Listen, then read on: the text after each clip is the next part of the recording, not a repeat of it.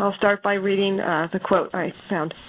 Mrs. Eddy, in her insistence upon the constant daily reading of the Bible and her own writings, has given to her disciples a means of spiritual development, which will certainly build such truths as they do gain into the marrow of their characters. The scorn of the gross and the sensual, and the subordination of merely material to spiritual values, together with the discouragement of care and worry, are all forces that make for righteousness, and they are burned indelibly upon the mind of the neophyte every day through its readings. The intellects of these people are not drugged by scandal, drowned in frivolity, or paralyzed by sentimental friction. They feed the higher nature through the mind, and I am bound as an observer of them to say, in all fairness, that the result is already manifest in their faces, their conversation, and their bearing, both in public and private. And that was originally written by Frederick Lawrence Knowles in the Methodist Review, and then later published in Miscellany.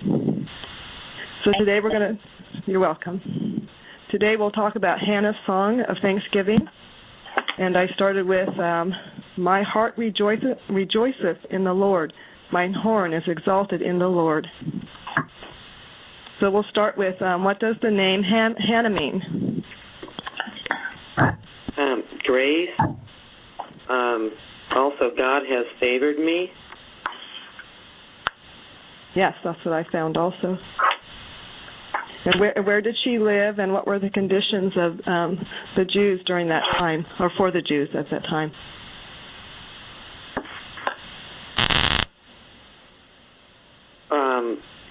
She lived in, I'm not sure how to pronounce it, it was like Ramathan, Zephim. And it also, I read someplace that it was near Bethlehem, or something to do with Bethlehem. Mount Ephraim in Israel. I found Ephraim and 5 miles north of Jerusalem. Right. Anybody else? Linda, you want to add to that? No, that was perfect. And then what was going on then? That was exactly.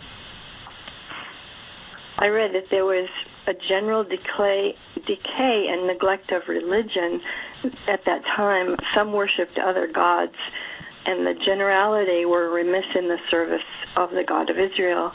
But Elkanah, Hannah's father, resolved that he and his house should serve the Lord. Thank you. I thought it was particularly pertinent that the name Hannah means grace or graciousness, because it seems like we take this word grace and we throw it around so conveniently or so. But we would think about what Hannah went through. She went through, obviously, the difficulties of the provoking, but she didn't return evil for evil, but rather she worked it out with God. And we know what the result was. So I think this is a marvelous example of grace. Thank you.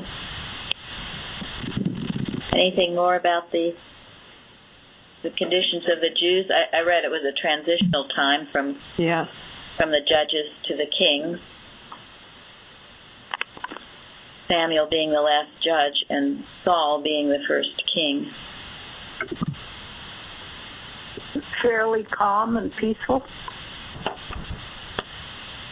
Well, they were overwhelmed by the sorry, I can't come up with the name. The Philistines? The Philistines. Yeah. For 20 years, before Samuel saved them, they were overwhelmed by the Philistines. Thank you.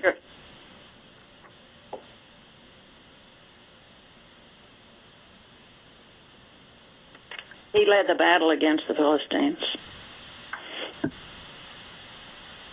Okay, Linda, do you want to add anything? No, that was very good. I gathered, too, also that Samuel had a big part in helping them move out of idolatry. And there's, I guess, a lot of disunity also and kind of a scattering, and that's sort of why they wanted a king. And although I don't believe Samuel really wanted them to have a king, he wanted them to follow God. He helped them pick a king. Yeah, and I think it was significant what Dale said, that at that time that the home of Samuel, they were worshiping God. They declared that in that home. I agree. All right, are we ready to move on? Well, something just came to me as we talk about this. There was this period that this is the end of, where the Israelites didn't have a king, where everybody was taught the law, and everybody was expected to obey the law, and they had judges to settle disputes about the law. So when you think about it, this was the first history we have of a real, true republic, where people are governed by the law. And they knew that the law was divine. It was God's law. And the only way a republic can survive is if the people obey God's law. And here we have a decline in people obeying God's law. And at the end of and Samuel's life was the period of transition where they so disobeyed God's law that they didn't have any confidence in it anymore, and they wanted to turn to a king. And that was a huge blow to Samuel. And as we know, he even went to God and said, God, what are they doing? They're turning against me. And God said, no, they're not turning against you. They're turning against me. It's a very important point. Thank you. And this is within our church, too, that everyone is turned to God. No central control, no looking to a king, but independence, turning to God. And that's what is so heartening to me when I see people doing this all the time with Bible studies, with Wednesday night reading, testimonies. There's no supervision or control over this. You are all demonstrating it. And it's wonderful. And the only purpose of these Bible classes, the round table, is to help you, enable you to get closer to God, to make your own demonstrations. And when persecuted, as was Hannah was, or if ever persecuted, you turn more to your God, not less, but more. Thank you. That's a very important point.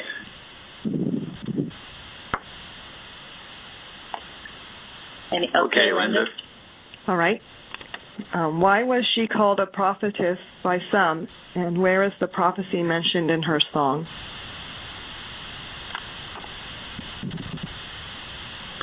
It's verse 10, where it says, the adversaries of the Lord shall be broken to pieces. Out of heaven shall he thunder upon them. The Lord shall judge the ends of the earth, and he shall give strength unto his king, and exalt the horn of his anointed. Anointed, I think, says I read the first time it was spoken in the Bible, and it means the Messiah. Thank you, Elizabeth. Yeah. Thank you. Good find. Yeah, really. I was. I read quite a few things. I wasn't quite sure how much where this all came from, but they said that she knew that Samuel would be a prophet, that her great grandson Heman, the singer, would stand in the musician's temple. She foretells about Sennacherib and the fall of Nebuchadnezzar and the fatal end of Haman's son. I'm not quite where all that came from, but that was in a Jewish commentary, and they consider her a great prophet. But what Elizabeth says is, thank you for that. That I can see. Anybody else? Linda, did you? No, actually, that was exactly what I was focusing on, too, was the anointed. And she read that beautifully. Yes, she did. Thank you. All right, so we can go on. What is horn a metaphor for, and mouth over mine enemies?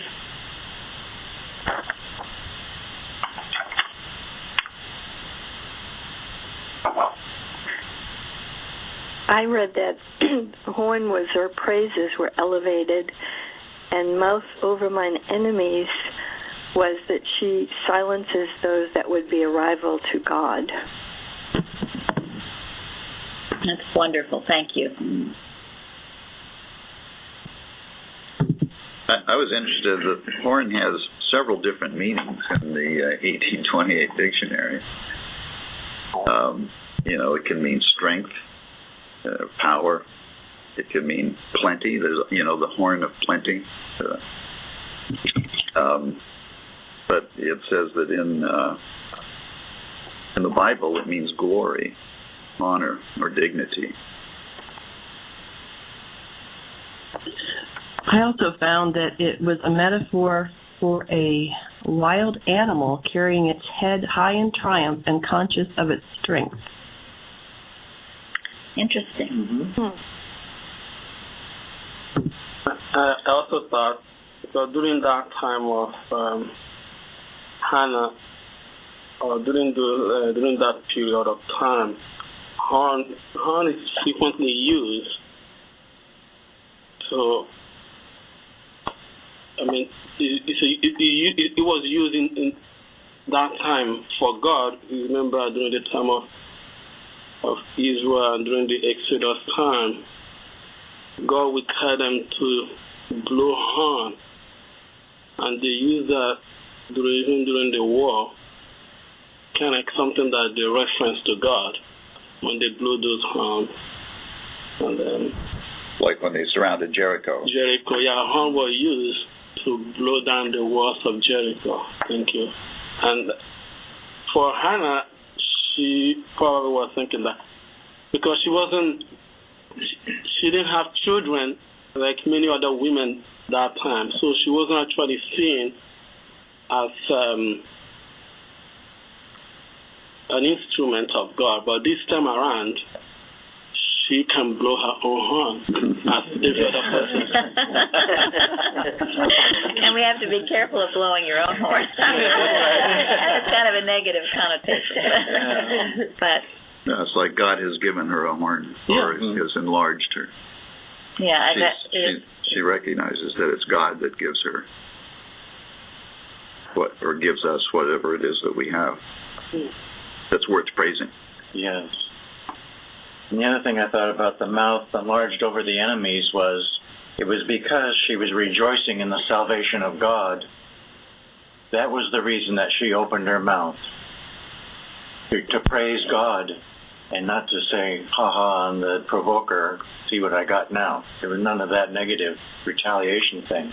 It was all dedicated to God and His salvation, because she knew that's where it was all came from anyway. Yeah. I also found that mouth over my enemies, she asked God for a son, and she received it. And then her husband's other wife, Penina, could not torment her anymore. Yeah. Well, and think about it for your own self, your praise. When you're so grateful to God that you just can't hold back your praise. And that's what we have on Wednesdays, and I'm so grateful for that. You just can't hold it back because you're so grateful what He's done in your life. It's always between you and God. When it's from your heart, it will bless others. They will feel it. And when it's humbly given, no I'm greater than you are, and I got to tell you something. No, but something's wonderful happened to me. I want to share it with you to help you. With great humility. My horn is exalted. And that always silences criticism, because there's nothing personal in it. That's right. Something really good has happened to you, other people are going to be jealous, and the way to silence that is to give all the credit to God. Nobody can criticize that. Yeah, nobody in their right mind. And I like, again, what Dale said about an enlarged mouth. You can silence those who are enemies of God. And in that article, Taking Offense, as Eddie says, not to take offense. The world is wide, and many things, people are different. We have different experiences. We're going to express ourselves differently. And the only time to take offense is if the offense be to God. And that's when you can rise up. But if it's not to God, better be silent. She certainly followed that example. Okay, Linda?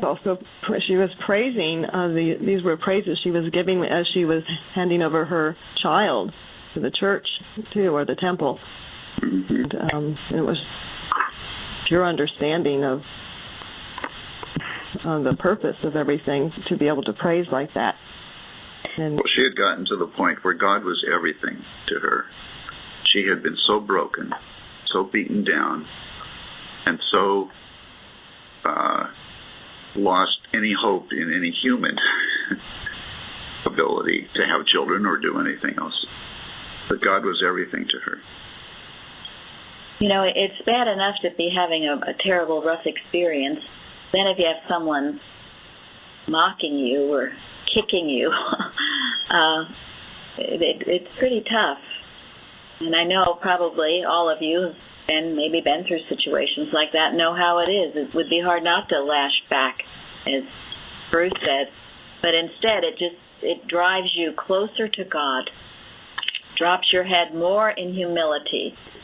So the arrows go over your head, not through you, but over you.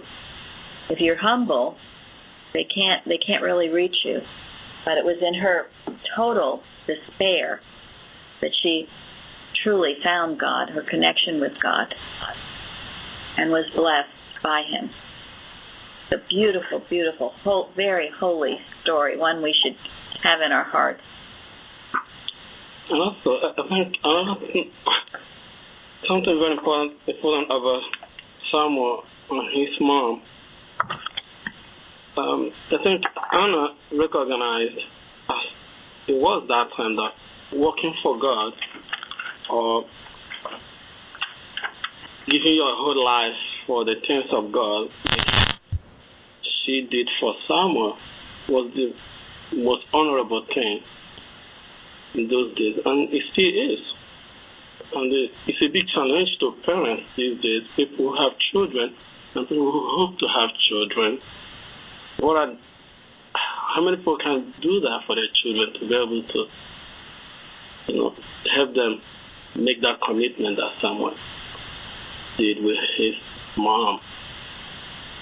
You don't see that these days. People tend to let their children choose, which I think is good, but sometimes it's also important to give your children, show them that life at early age so that they don't depart from it as they grow up, which is very, very common these days. Yeah, and as certainly as we claim the name of Christian Science, we give our children to God. We know they belong to God. He has a plan for them. You put them on the altar. You give them to God. This is what's so significant about this story. And as Benjamin says, how many people do it? And if you didn't do it, if you didn't do this prayer and all of that, probably most of us haven't. It's never too late to do this, to give your children to God. Get yourself out of the way, put them on the altar, and give them to God.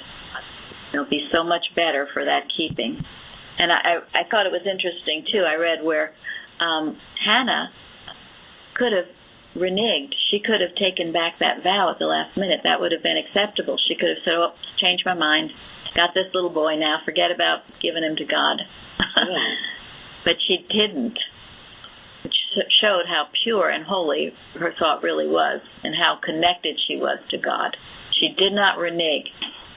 After she got what she wanted, she went through with her promise. And then she was blessed with even more children. And then she blessed her nation, too, that way. She certainly did bless her nation. And it was that quality that enabled her to be a prophet. Prophetess. Yeah. God used her. I don't know if I should bring this up, but I couldn't help thinking, right there was Eli and his sons and all kinds of corruption going on. And maybe she didn't know about it because she lived in Ramathaim instead of Shiloh. But I would be hard-pressed to turn my baby over to a place where all that was going on. It's interesting. Yeah. Well, and we're going to get into that in another question. But I read. There was something in this story that really meant a lot to me. That was when, at her last incident at the temple, her countenance was no more sad. Yeah. This was after weeping bitter tears, and she finally pleaded her entire case to God and then left it with Him. Left it all in His care. And then it was off of her shoulders.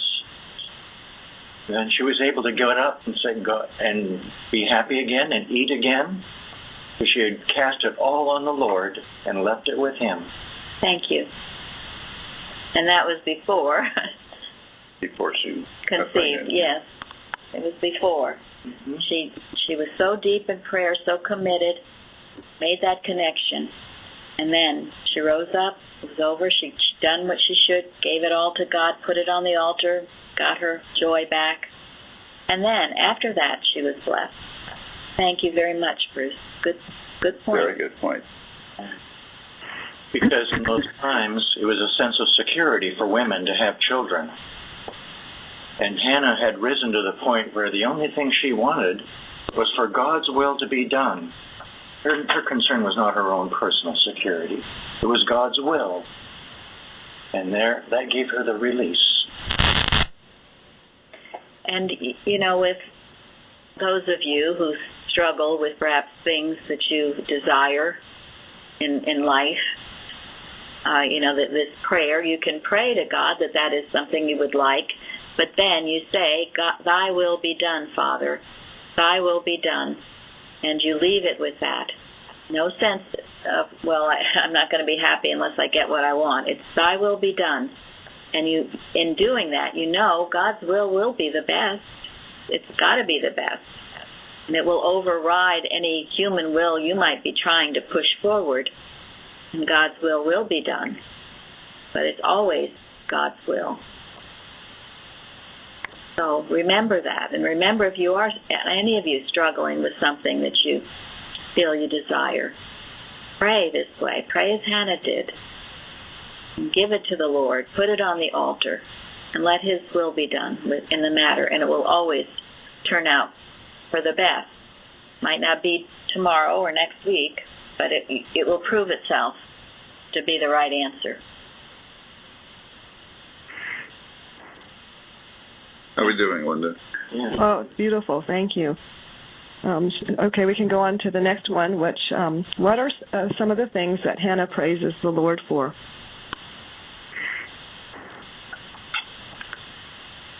The expectation of His coming, all the good that comes from Him, and raising up the poor and the weak, and He gives abundance and wisdom, all the good things of God.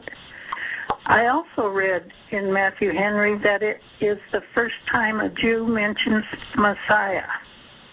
For the first time, the Lord's anointed will be safe, and the enemies of God's kingdom will be erased. Thank you, Jean. Mm-hmm. Interesting.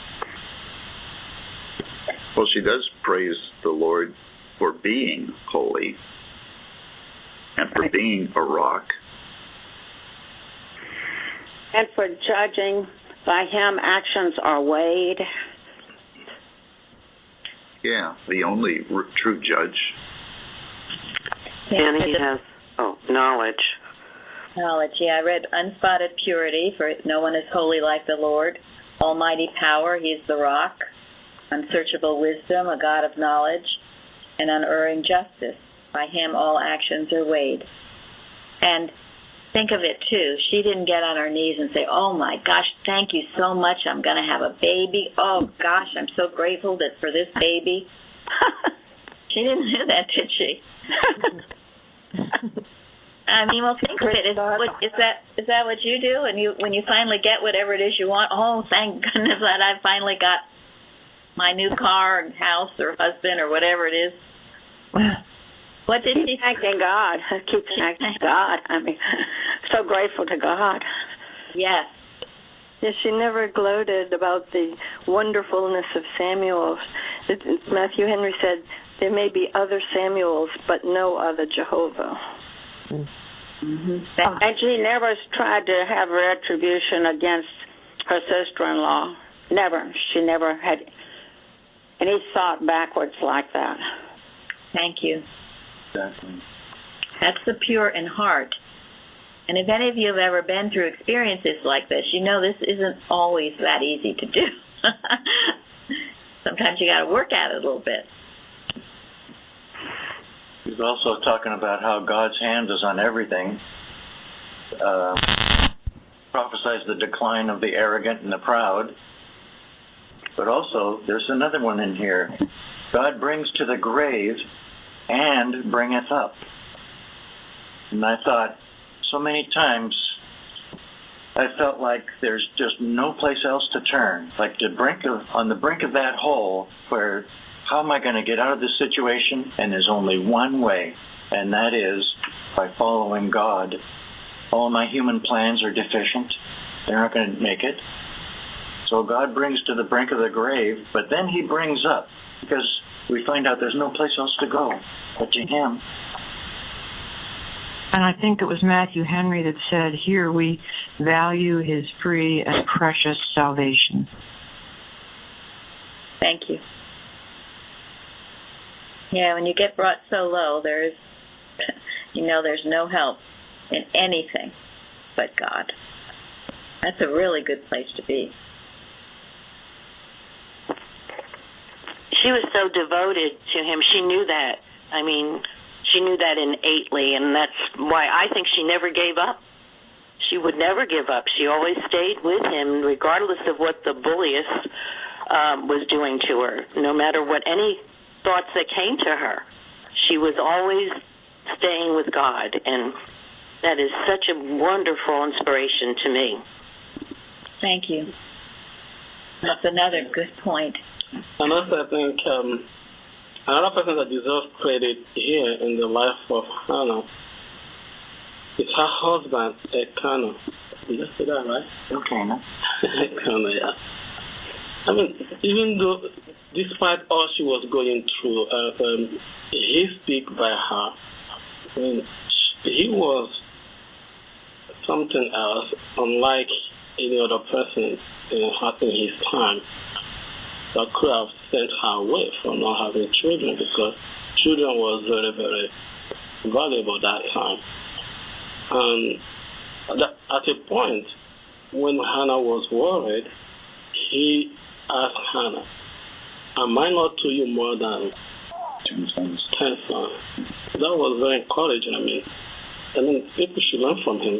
People should support each other, especially during the time of grief like that. Be strength. That's what it's all about. Yeah. Yeah. No, he was a good support. Yeah. You're right.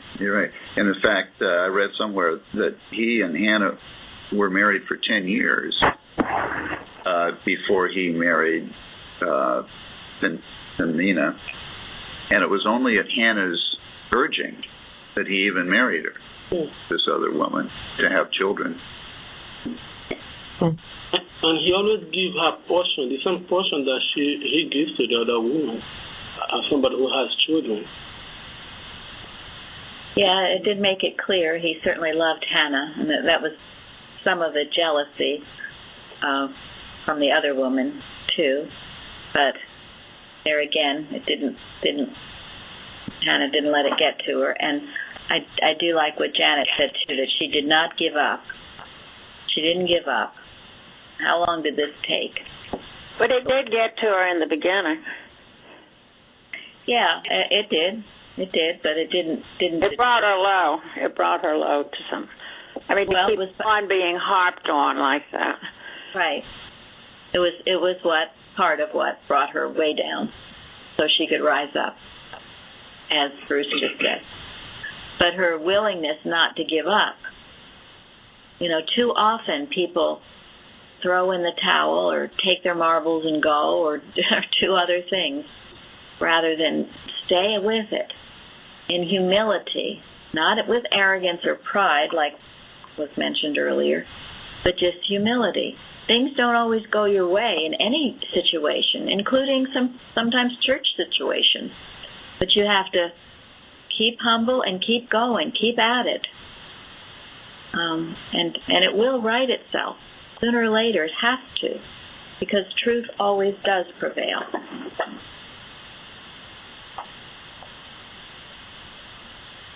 Anybody else? I was very struck by the second verse in chapter 2, and that the reference to the first commandment, there is none holy as the Lord, for there is none beside thee, neither is there any rock like our God. And so I just found that very, very comforting. Thank you.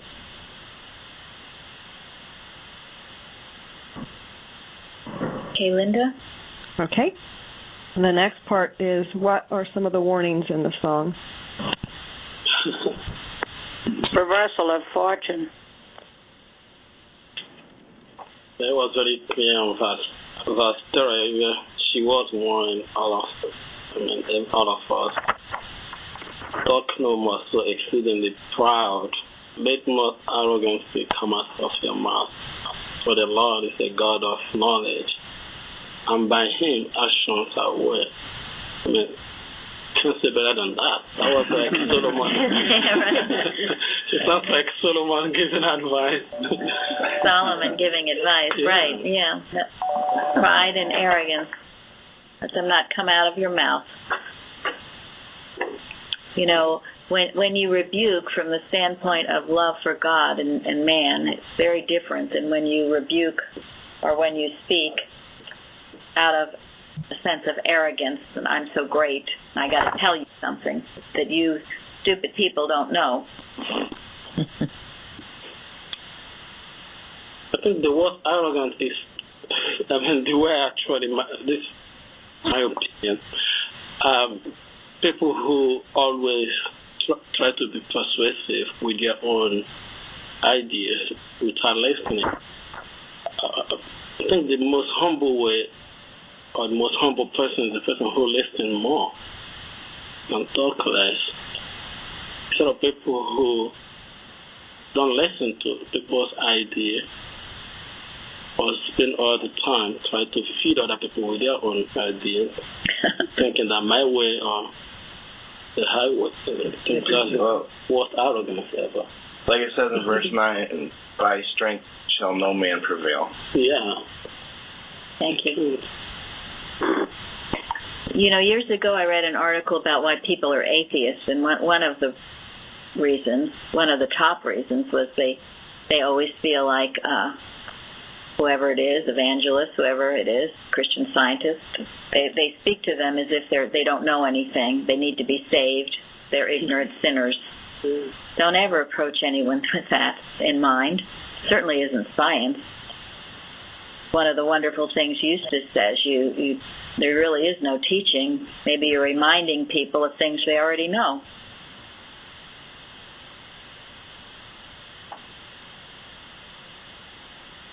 Thank you all. Thank you, Benjamin. Two things that I came across that I liked too was that God breaks the devices of the men, and you can't contend against God. And it's just this sense that evil's going to destroy itself. Yes. Yeah. Thank you. We've talked about to know that too. God doesn't go around destroying things. Evil will destroy itself. That's all it can do, because in the end it's not real. It has no cause, no law, no substance, because it's not of God. So all it can do is that. And sometimes it's best just to stand out of the way and let it happen. Mm-hmm. Yeah, I know. All this reminds me of, especially when you apply it to healing, and the amount of reliance that is necessary. It reminds me of a statement I read somewhere where it says, "Start with God, end with God. There is nothing else." And that's always what it comes down to. Is God? It's all God. It's not. It isn't any other thing that you rely on. So that's just wonderful how scientifically true these statements are. Thanks. Thank you. And you're Len from Canada, right? Yeah, that's right. Yeah. Okay. Well, welcome. Yeah. Thank you. Thank you. Linda? Okay. We'll go on to Hannah's song shows how God helps the weak. Who are the weak and how does God help? I think we've covered a little bit of this, but about being those brought low. Well, this Tom. So I thought I'd add what I thought was interesting. You're a little soft, Tom. You have to speak up. Oh, yes. Okay. So what I thought was interesting was where it says, "He bringeth low and lifteth up." You know, this is a theme you find throughout the Bible. So, like, for example, in Ezekiel, it says, "Exalt him that is low and abase him that is high." You know, so this is sort of theme that, you know, those who think of themselves and turn away from God and are happy with their riches and material life will be brought down. They turned away from God, but those who seem to be suffering, you know, God will show that they're not suffering and will exalt them. But you find that theme throughout the Old Testament and New Testament. Thank you.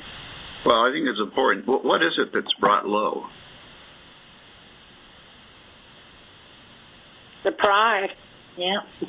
Right. It's the pride, and it's the false beliefs about. For by strength shall no man prevail.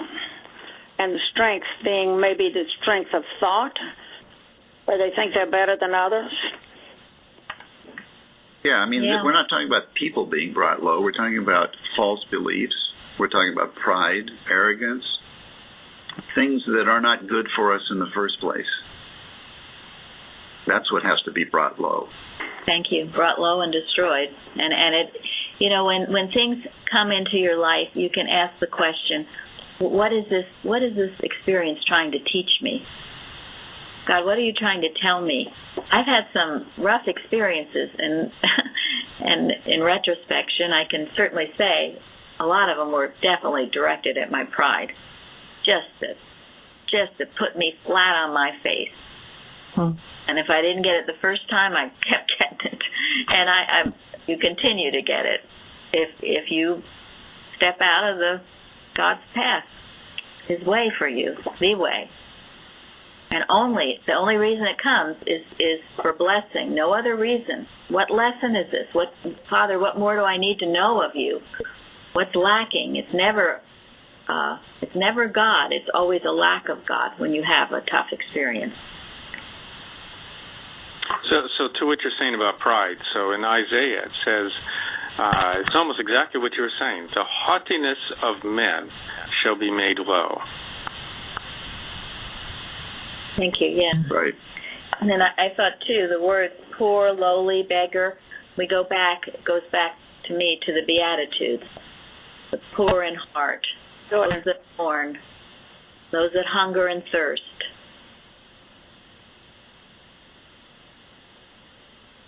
To state of thought that's receptive to the truth.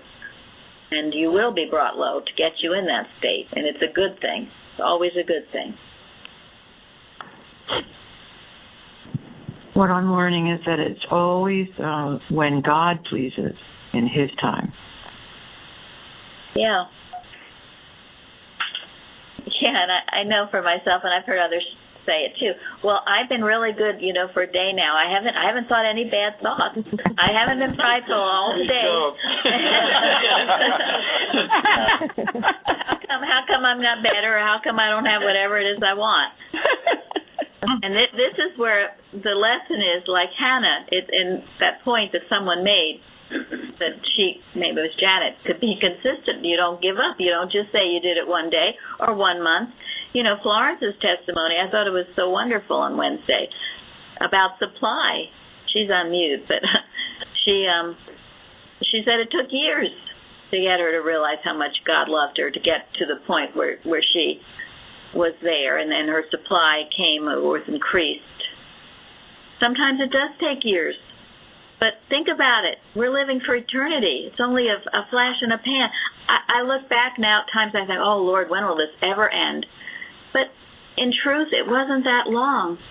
It wasn't that long. It just seemed endless at the time, but it really wasn't. Not when we're talking about eternity. Yes, thank you, Florence, for your testimony. That meant a lot. Yeah. Yeah, thank you, Florence. Yeah, I think what you say is very important, because when you are in Christian Science, and also when you have God in your life, and you're going through this period of,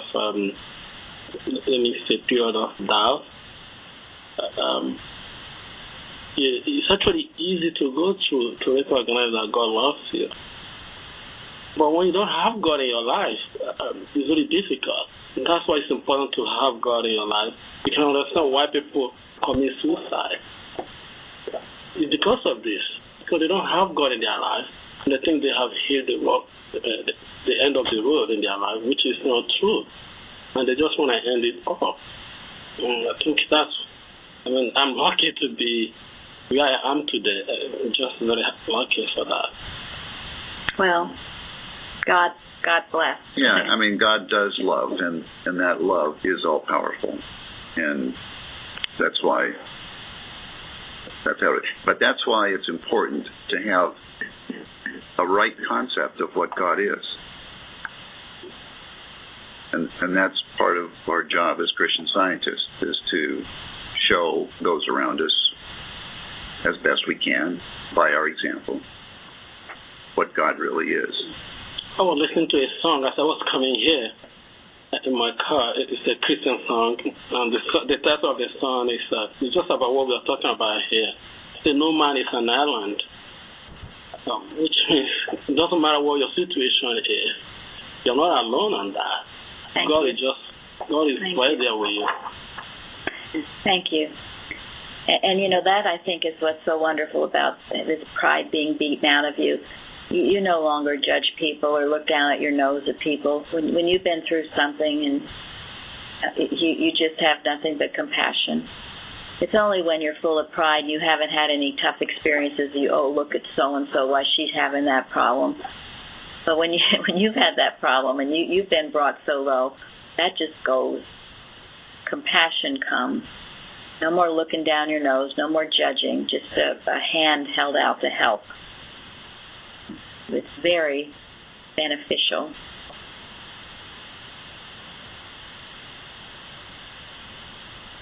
Thank you, Benjamin. How are we doing, Linda? Wonderful. All right, we can go on to the next one, which is, what is the significance of Hannah's promise that no razor would come to Samuel's head? Well, that goes back to Moses. In Numbers, the Lord spoke to Moses and said, speak unto the children of Israel and say unto them, when either man or woman shall separate themselves to a vow of a Nazarite, to separate themselves unto the Lord, he shall separate himself from wine and strong drink, and shall drink no vinegar of wine, neither shall he drink liquor of grapes or eat grapes All the days of his separation shall he eat nothing that is made of the vine of the tree. All the days of the vow of the separation there shall no razor come upon his head until the days be fulfilled in the which he separated himself unto the Lord. He shall be holy, and shall let the locks of the hair of his head grow. And Samson explained his strength to Delilah, through which he that he was a Nazarite from his birth. In Judges, he explains, I have been a Nazarite unto God from my mother's womb. If I be shaven, then my strength will go from me, and I shall become weak and be like any other man.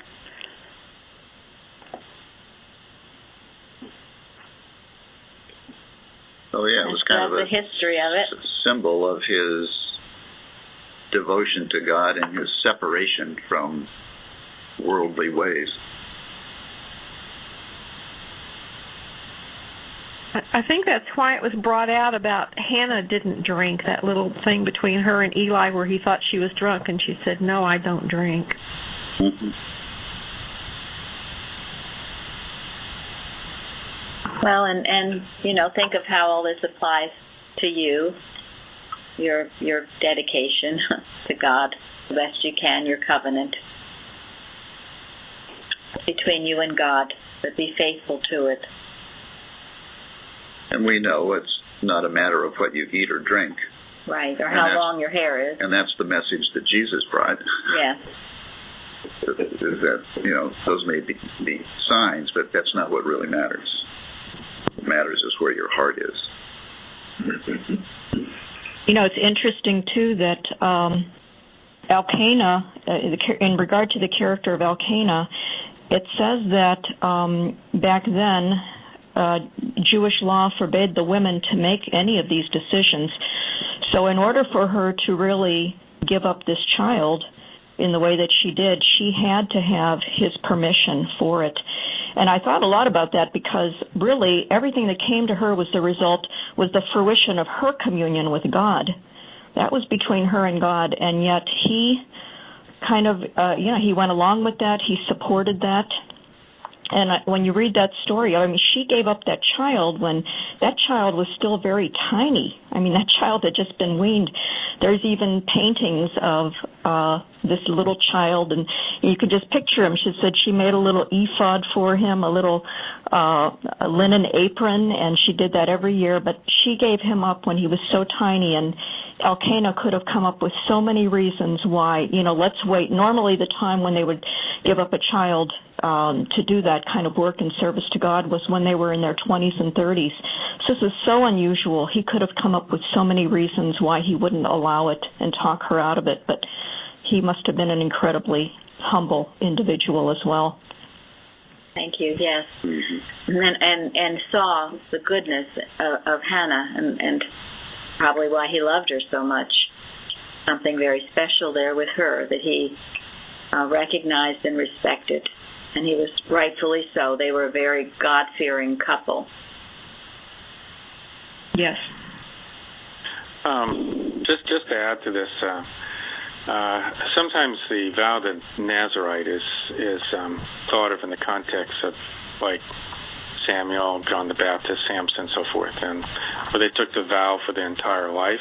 Okay, so it sort of comes across sometimes when I think about it, like a Catholic monk, when they're going to devote their life to God, but actually, the vow was for any Israelite, and they could take it for any period of time.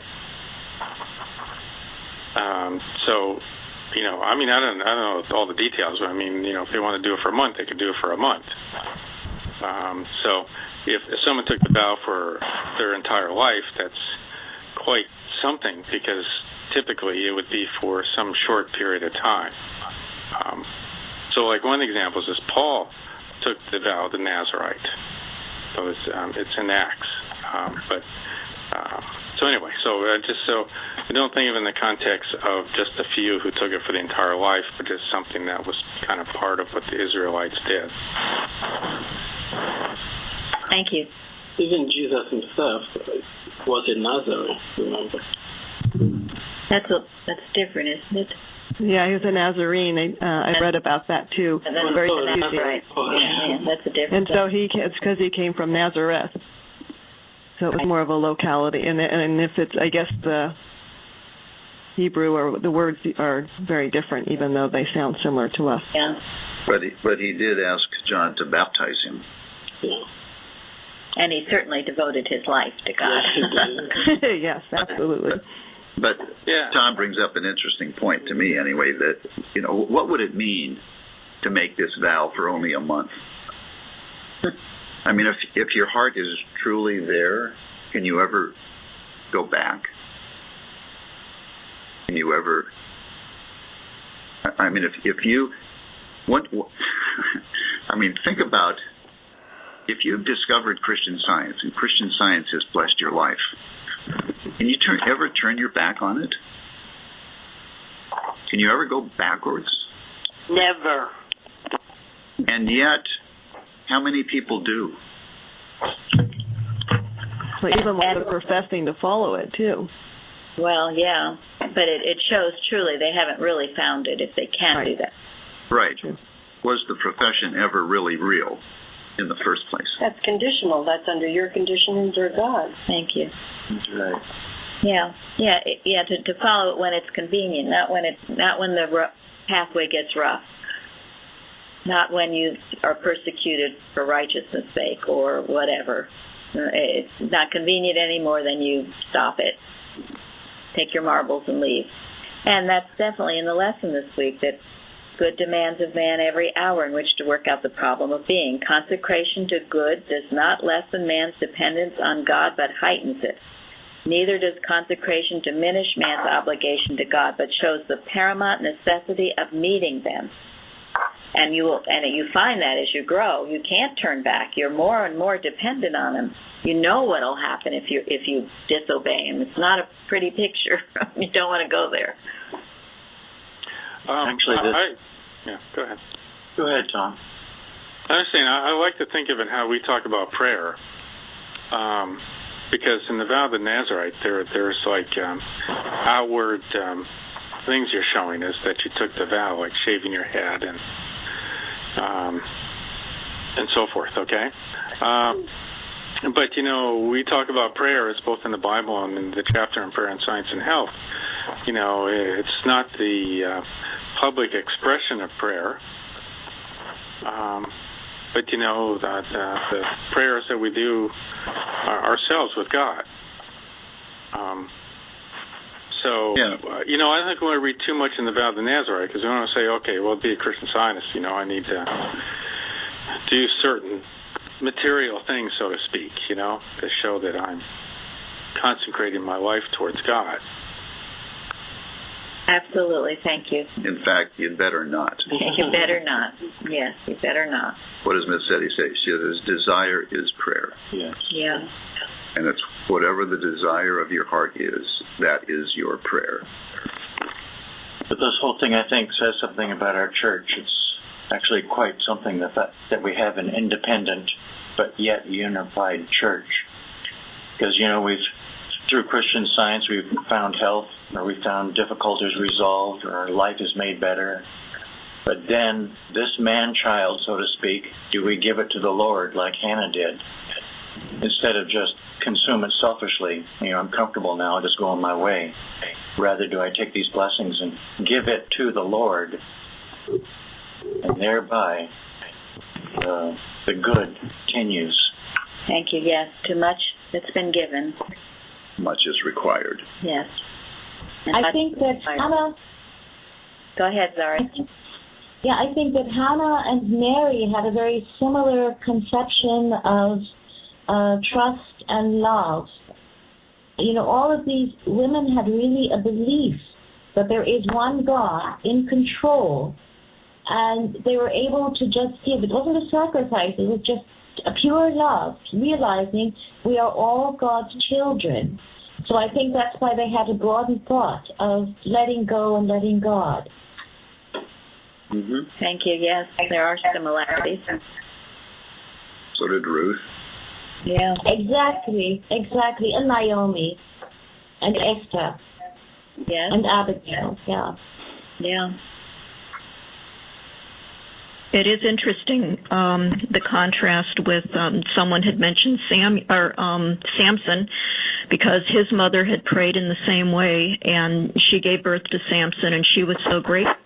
But look at the difference in the lives of these two individuals.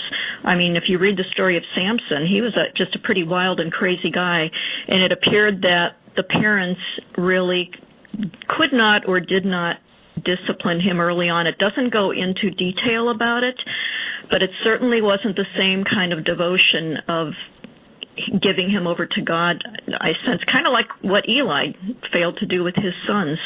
Yeah. And, we talk about why people do not remain consecrated, why they drop out of Christian Science, and I think it brings up that huge lesson of that early upbringing of our kids and teaching them to, helping them to really practice Christian Science on their own.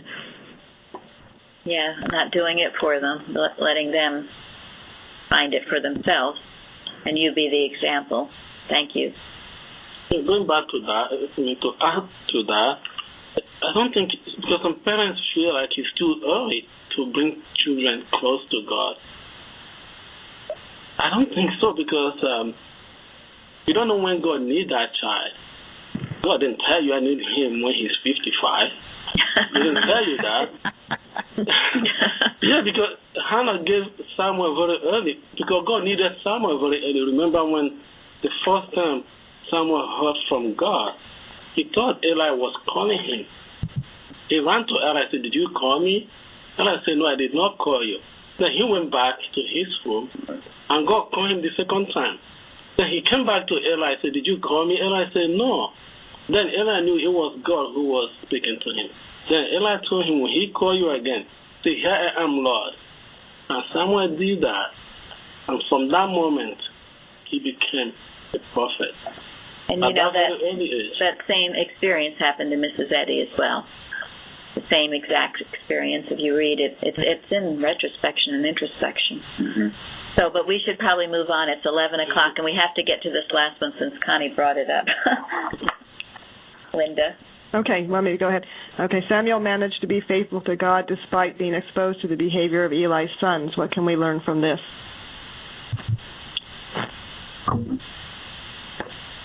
Definitely a lot of misconceptions going on in that church or the temple at the time. Yeah.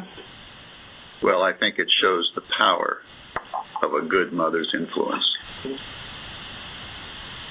Because Hannah visited him regularly. Yeah, that's true. She did. Right. It also says after, describing the wicked sons of Eli, the next verse is, "But Samuel ministered before the Lord." To me, that's the key. If you're ever in any situation where all this wickedness is going on, whether it's your workplace, church, anywhere, you minister unto the Lord. You're working for God. He's your employer. You work for God. You lift your head above all this other stuff. You're working for God. In all these stories we read, all these Bible stories, that's the point. Daniel, Joseph, Samuel, they ministered unto the Lord. You work for God. It'll keep you clear and safe and right through a lot of stuff that might be going on around you. Thank you. Anybody else on that one? I just thought that was beautiful that verse just is put in there. Samuel 2:17. Yeah, I didn't see that. Thank you. Yeah, but Samuel ministered before the Lord. And that's after all the description of the wicked sons of Eli. He kept himself pure and free by knowing he served God Almighty. Not person, not Eli, but God. And he took the good from Eli's teaching. Yeah, I'm sure, there was some good. There's always some good in every place, everywhere. There's usually, if you look for it, you'll find it. Is he not the prophet who anointed David? I think he was. Samuel was. Samuel was, yes. Right. Okay, do we want to talk briefly about the extra credit? Oh, no, that was actually what I really meant for that was just if anyone was curious to just see for themselves that there was connections between the songs. I didn't really mean to make it work. Well, it's an interesting point, and it sort of alludes to what Zari said, that, and I think, I've read where Hannah's prayer should be a model for prayer in some ways, because it certainly starts with the power of God and all presence of God, praising God, not thanking Him for things, but thanking Him for Him. As Laverne likes to say, thank God for God. And then going on with the destruction of error, and then ending up again with the almighty power of God and how He loves His saints. And Mary's prayer, there are very similarities to that too. My soul doth magnify the Lord. If you're ever feeling depressed, ask yourself, is your soul magnifying the Lord? Most likely not. The truth in Hannah's prayer is an eternal truth. Yes, we all can apply right here, right now in our daily life. So, wonderful session, Linda. Good question. Thank you, and thank everybody. Yeah. Thank you. Yes, thank all you. good answers. Thank you all. Thank you. Thank you. Thank you so much.